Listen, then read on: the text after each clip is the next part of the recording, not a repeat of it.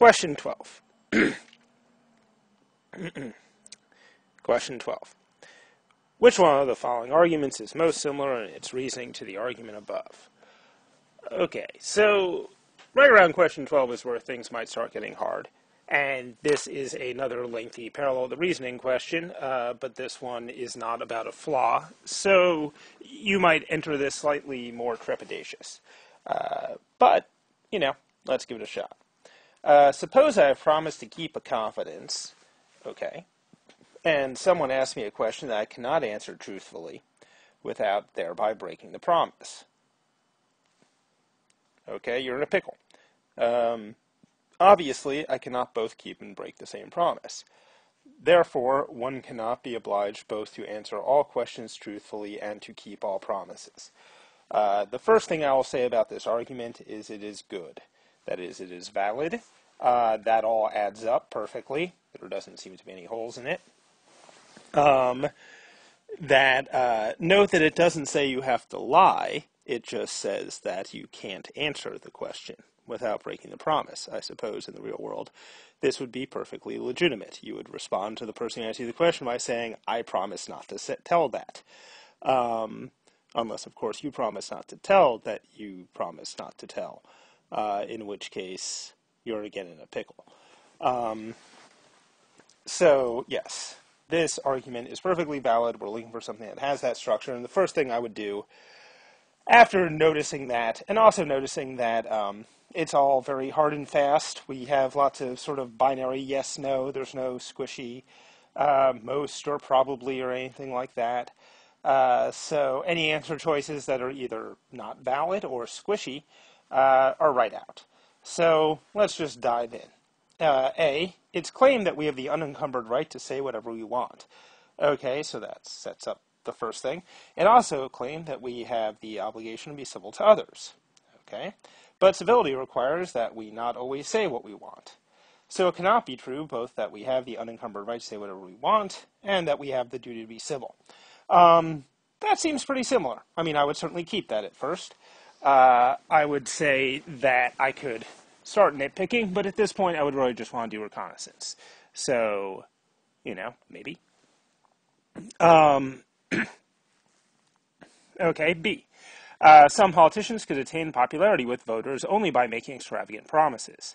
That only right already starts to make me a little suspicious because it just doesn't seem parallel to what's going on here. There's no real only if statement. Okay. This, however, would deceive the people. So, since the only way for some politicians to be popular is to deceive, and any politician needs to be popular, it follows that some politicians must deceive. I would, without analyzing it too closely, the sums, the only, everything just doesn't seem to add up in the same way. Not that it seems like it's an invalid argument, although it may be. I'm not really analyzing it that closely at this point, but I would probably just cross it out and not think about it any further. Now, if you did pick that, let's, go through this and say, okay, why is it wrong? The argument here that some people attain popularity only by making these promises. So that is an if-then statement saying that if they attain popularity, they must have made big promises. So, if some politicians, which again really knocks it out, and you're welcome to skip this part. But if some politicians, I'm not even going to go into it.